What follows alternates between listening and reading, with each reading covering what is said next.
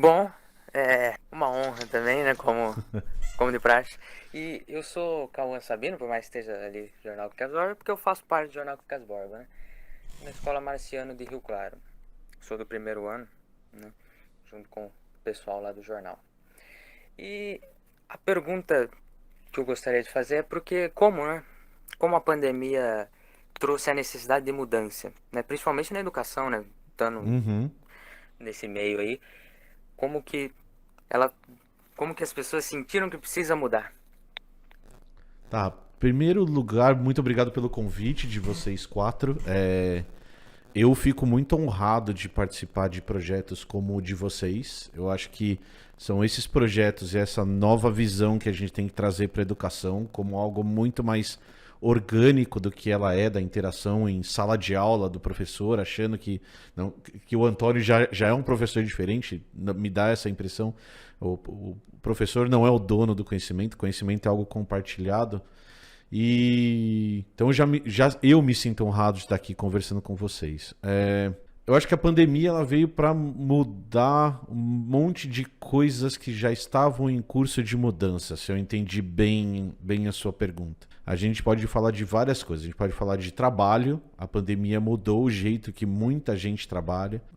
Uma coisa que já se discutia há anos, por exemplo, é como a relação que a gente tem com o trabalho, principalmente aqueles trabalhos que a gente consegue fazer pela internet, que nós fazemos com o computador, seria mudada a partir do momento em que as pessoas percebessem que elas podem trabalhar em casa, no que as pessoas definem e no que os pesquisadores definiam como home office. E aí o que aconteceu foi que a pandemia acelerou esses processos. E aí você me fez uma pergunta em relação à educação e à escola. Do mesmo jeito, tinha uma discussão muito grande na academia em como os alunos poderiam ser educados, pelo menos em parte, em casa. E que a gente poderia usar essas novas ferramentas de educação, como a gente está usando o Meet agora, para fazer parte do processo educacional em casa. O que a pandemia fez foi trancar todo mundo em casa. Então, trancou o aluno em casa, então as aulas foram suspensas, as escolas foram fechadas e o problema que nós tivemos foi que nós, professores e vocês, alunos, tivemos que aprender juntos a fazer esse negócio que era um movimento que estava acontecendo. Então, tá bom.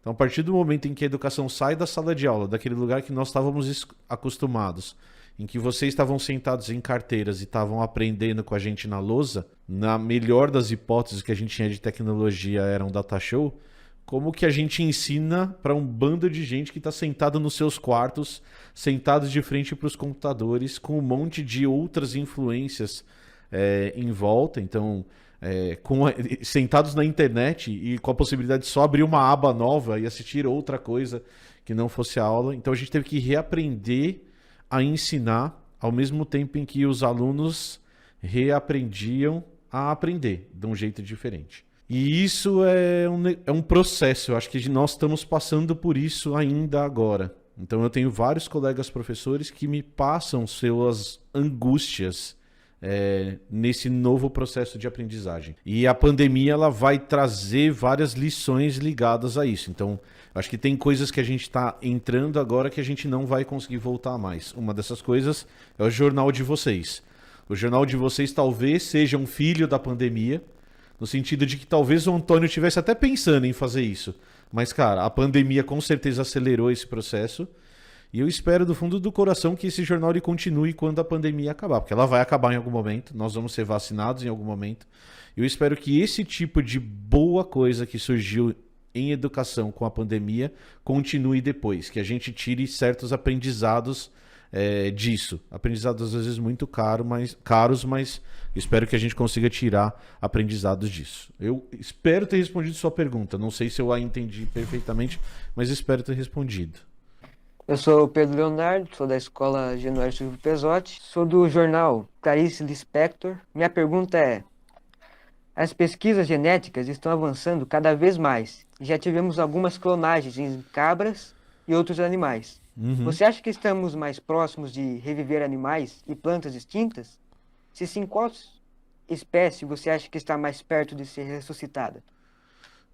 Muito obrigado pela pergunta, Pedro. Uma pergunta bem biológica. Eu adoro a biologia, sou biólogo formado na Unesp em Rio Claro. O processo de clonagem é um processo que ele já tem mais de 20 anos. Então eu lembro muito claramente, Pedro, quando eu entrei na faculdade, que tinha a ovelha Dolly, como você falou, que era um lançamento da ciência.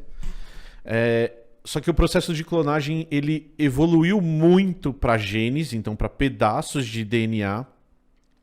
Ele evoluiu muito para micro-organismos, então hoje a clonagem é um processo muito comum quando a gente quer fazer bactérias que produzem remédios para a gente, ou bactérias que produzem substâncias que a gente precisa. E ela se tornou cada vez mais comum quando a gente está falando de agropecuária. Então, quando você fala de bois que ganham muito peso, por exemplo, ou animais que têm um valor comercial muito grande, hoje em dia a gente já tem processos de clonagem que que têm resultados muito promissores nessas áreas. Agora vamos para outra parte da sua pergunta que acrescenta complexidade. Para isso acontecer, então, para esses processos de clonagem acontecer, nós precisamos ter um material genético, a gente precisa ter um DNA bem preservado. Então nós precisamos ter boas amostras para fazer esse processo. Por isso que trabalhar, por exemplo, com clonagem de gado é muito fácil. É muito fácil dentro da tecnologia que a gente tem hoje. Porque eu posso pegar uma amostra, um tecido de um animal vivo e tirar as células com material genético intacto e produzir cópias desse bicho. Então eu consigo produzir clones desses animais. A hora que nós vamos para animais já extintos, que é a sua pergunta, isso fica um pouco mais complexo. Por quê?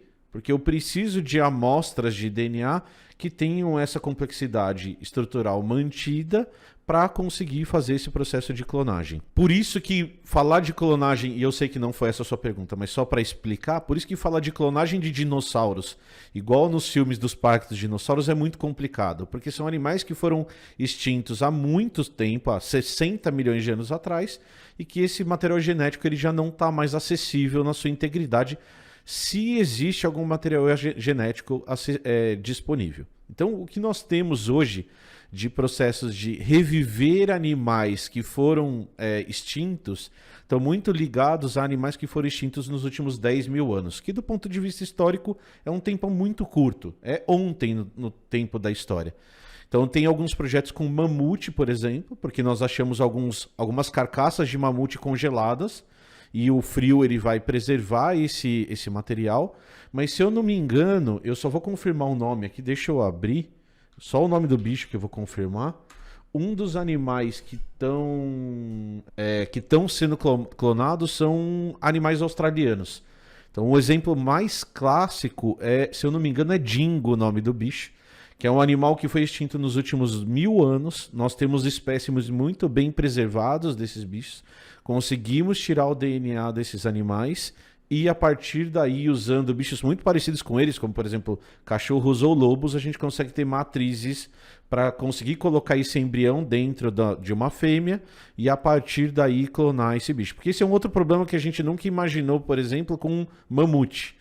Para eu clonar um mamute, eu preciso produzir um óvulo de mamute e conseguir colocar esse óvulo dentro de uma elefoa para conseguir fazer com que ela desenvolva esse embrião. A gente ainda não tem grandes tecnologias para desenvolver esses bichos fora do corpo de outros animais, por isso que a gente precisaria de uma mãe elefante para clonar esse mamute.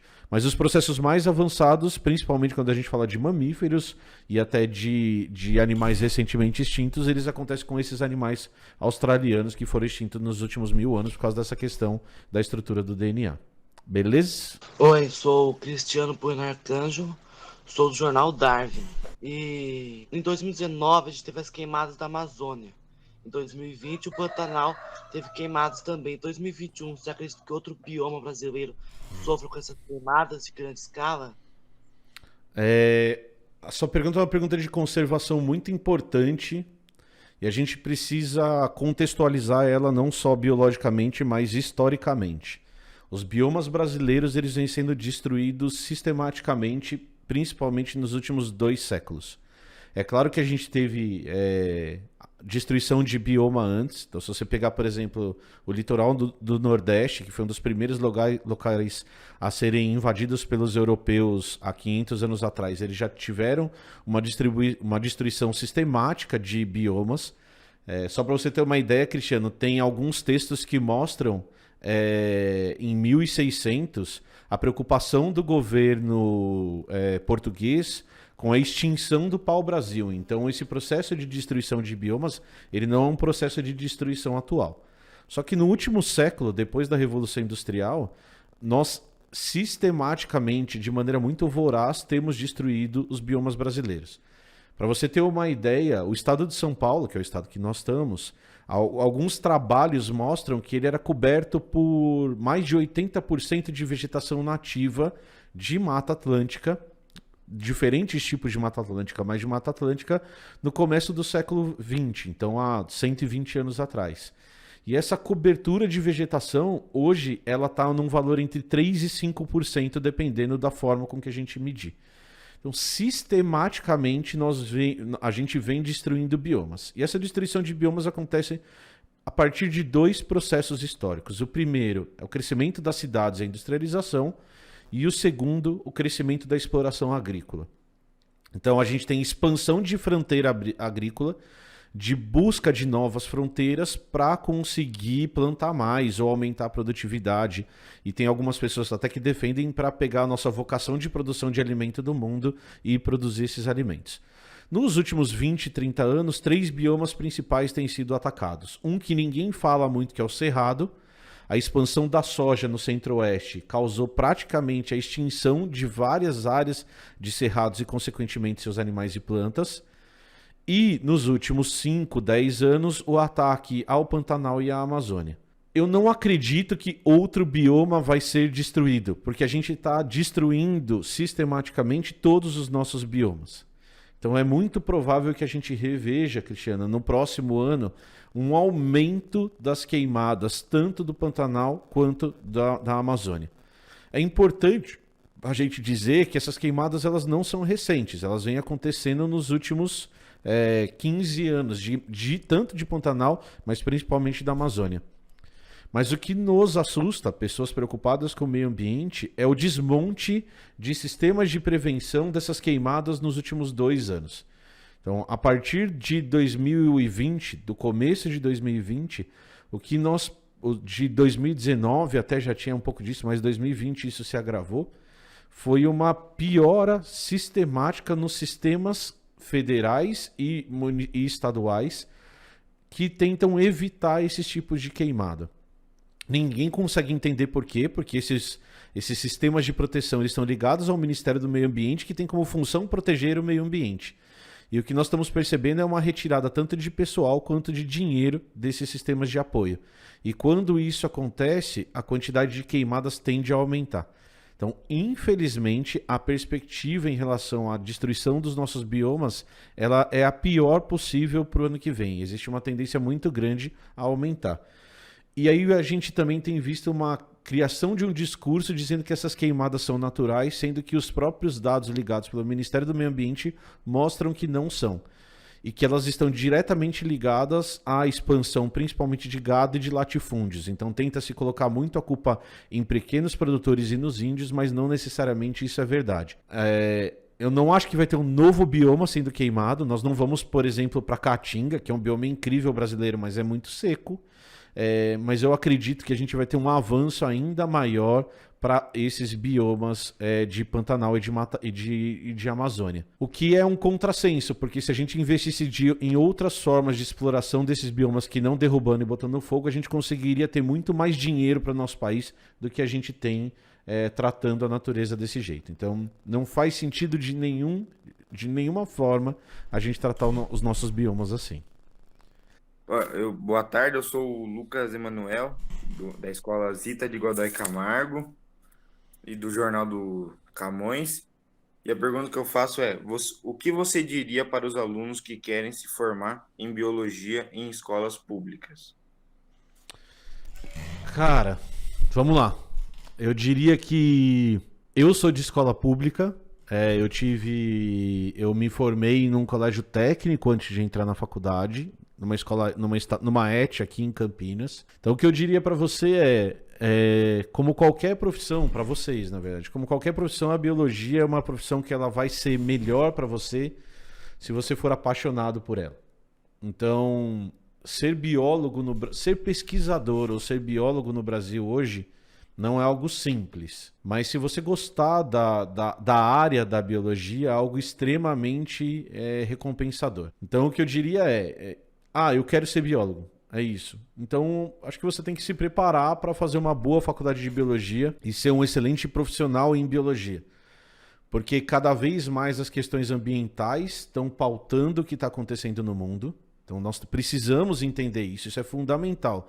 A gente fala de um monte de coisas, mas vocês têm que começar a entender, vocês jovens, porque eu já me considero um idoso de 40 anos, vocês jovens têm que começar a entender que tudo do futuro está ligado à nossa preocupação com o meio ambiente. Então, a gente está passando por um período de mudança climática, o mundo está esquentando, os regimes de chuva estão mudando, os biomas estão sendo afetados e todos esses problemas vão voltar e afetar a humanidade. E que o papel do biólogo, o papel da pessoa que trabalha com o meio ambiente, ele vai ficar cada vez mais importante. Então, a pessoa que quer fazer biologia hoje, se ela for uma boa profissional, ela está se preparando para ser um dos profissionais do futuro. Um dos profissionais que vai ter um encaixe muito importante no mercado de trabalho, por exemplo.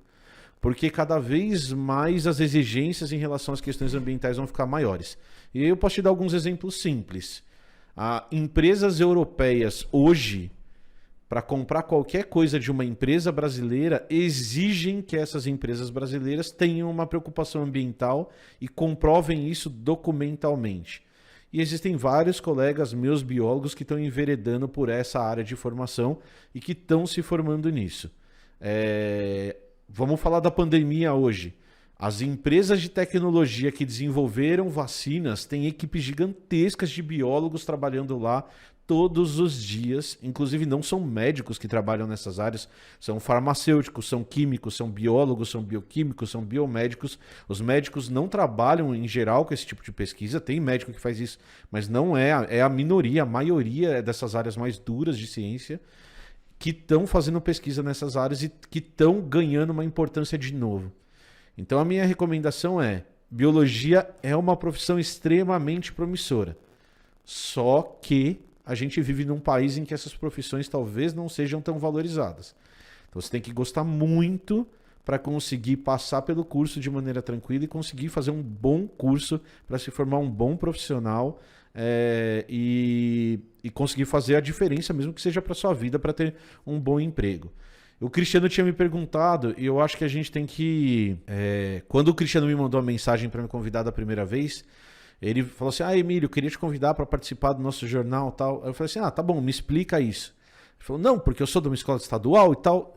Gente, tá bom, a maioria das pessoas do Brasil são de escolas estaduais. E eu acho que isso representa uma certa dificuldade em alguns casos. Eu estudei numa excelente escola estadual, existem excelentes profissionais em escolas estaduais, e a gente tem que usar esse estudo que a gente tem para conseguir fazer o que a gente acha importante para a gente e para o mundo que a gente vive. Então, como que você entra numa boa universidade? Se dedicando, estudando, fazendo um pouco mais, talvez, do que os seus professores exigem. Estando aqui no jornal hoje, numa terça-feira à tarde, para a gente bater um papo sobre biologia e sobre o que está acontecendo no mundo hoje. Assistindo vídeos do Cortella para entender como o mundo funciona. Eu acho que a gente precisa entender que é isso que a gente tem no mundo e o que nós vamos fazer com isso. Então, ser de escola estadual, como eu fui, não foi um problema para minha formação de biólogo, e muitos colegas que eu tenho são de escolas estaduais e conseguiram fazer N projetos incríveis na vida. Então, acho que biologia é, sim, uma profissão que vale a pena investir. Tem dificuldade, mas daí toda profissão vai ter. Certo? E o Corinthians é o melhor time mesmo. Só queria dizer isso. Eu queria finalizar agradecendo a oportunidade e deixar o meu agradecimento pelo trabalho que vocês têm feito. Eu acredito que o Brasil, para citar Lima Barreto, vive de expediente. Então, a não compreensão da realidade, ela faz com que um ciclo vicioso se repita nesse país, que é o que nós estamos vivendo hoje, às vezes um pouco mais pernicioso, né? Uhum. E até com traços bizarros que nós estamos enxergando hoje durante essa pandemia. mas o trabalho que vocês têm feito em relação à divulgação da ciência, o combate indiretamente ou diretamente ao terraplanismo, ao negacionismo, nesse momento tão crucial, porque, por exemplo, quando nós iniciamos o projeto, tínhamos uma aluna no projeto, e aí, porque eu começo a trabalhar a questão da gramática citando a evolução, né? Então, hominídea, e aí chegou uma determinada discussão de que a menina não aceitava o que eu estava falando. Eu falei, eu respeito sua religião, mas esse é um fato científico e ele pouco importa na sua crença. Isso é o que está aqui hoje. E aí eu tive que ir atrás do Reinaldo José Lopes para a gente falar sobre fake news, sobre a questão da ciência, fé e ciência, foi a entrevista que ele fez. Então, eu acho que esse trabalho que vocês estão fazendo hoje, ele está plantando semente. Inclusive, acho que o jornal a rede de jornais escolares que nós criamos aqui em Rio Claro, ela é um fruto desse trabalho que vocês estão realizando, porque eu vejo quase todos os vídeos que vocês produzem, entendeu? E a reflexão que eles passam. E hoje, por exemplo, para esses alunos, e você falou de escola estadual, também sou estudante de escola estadual, mas é um processo de sucateamento da autoestima, tanto físico da escola em si, mas também da autoestima do aluno. Concordo. Você pega, por exemplo, o Pedro está no Januário, que foi a primeira escola que eu dei aula aqui na rede estadual. Acho que não sei se foi ele ou o Cauã, falou a pior escola de Rio Claro, né, Pedro? E a pior escola de Rio Claro entrevistou o secretário da Educação, entrevistou o Reinaldo José Lopes, entrevistou dois cineastas, e aí foi mudando a autoestima dos alunos, os alunos começaram, eles se identificaram com esse processo. Então há esse resgate. Então há um combate ao negacionismo de um lado, há um combate do desmonte do Estado do outro, e há um combate da autoestima dessas pessoas que são diamantes, que estão lá esperando ser lapidados, entende? Nós vemos casos e casos de alunos que descobrem galáxias e alunos que dão soluções empreendedoras para alguns problemas nossos. Então, acho que esse é o papel dessa rede, né? De fazer essa reflexão. E o trabalho que vocês fazem, tanto no Blablalogia, ou tantos outros canais, porque, gente, quando um aluno deixa de ver um vídeo banal, quando um aluno deixa de ver um vídeo de pegadinha, por exemplo, porque eu também vejo vídeo de pegadinha, mas para discutir fósseis e etc., tentar entender a realidade geológica, cultural, antropológica do seu país, isso é um legado que não tem preço, e eu estou deixando esse agradecimento público aqui para vocês pelo trabalho que vocês estão realizando. Muito obrigado, viu? Antônio, eu fico contente demais, cara, e eu concordo com você nesse ponto de a gente precisa resgatar a nossa autoestima de tantas maneiras, porque isso vem sendo sucateado, inclusive esse papo do brasileiro, né? Tem muita gente que fala assim, não, porque eu sou nacionalista, mas às vezes é esse nacionalista que acaba com a nossa autoestima. Então, caras, eu sou brasileiro, eu acho que a gente tem um monte de coisa boa nesse país, e a gente tem que lutar pelas coisas boas desse país. E uma coisa que eu sempre falo, Antônio, e pra mim isso é fundamental como educador, cara, porque eu já vi vários artigos dizendo isso. Eu faço um vídeo aqui no Blablalogia, vai atingir 10 mil, 15 mil. Eu tenho um vídeo explicando bicho de pé que tem 2 milhões de visualizações. Pô, Emílio, você tem um impacto gigante. Mas eu vou dizer uma coisa muito real pra vocês.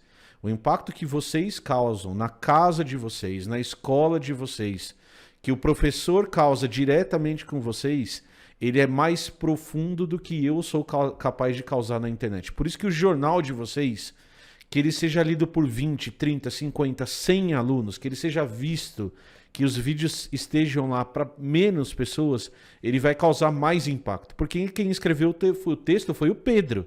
Quem escreveu o texto foi o Cris. Não foi o Emílio. Foi o Pedro que tá lá. Eu conheço o Pedro. Pedro tá lá, cara. Conheço aquele cara. Ele senta do meu lado na sala e escreveu um texto. E o texto tá lá na internet. Tá todo mundo discutindo aquilo. Então, quando o Cris me convidou para estar aqui, eu vou repetir isso. Eu me senti um privilegiado por vocês me oferecerem o espaço de vocês para eu estar aqui falando. Porque isso é muito mais próximo do que eu consigo no YouTube, a hora que eu tenho 1.200 pessoas me assistindo, porque eu não consigo nem ler os comentários das pessoas. Então eu acho que a gente está nesse processo de resgate, sim. Eu acho que o projeto de vocês é muito foda, sim, porque é um projeto de vocês. Isso é fundamental.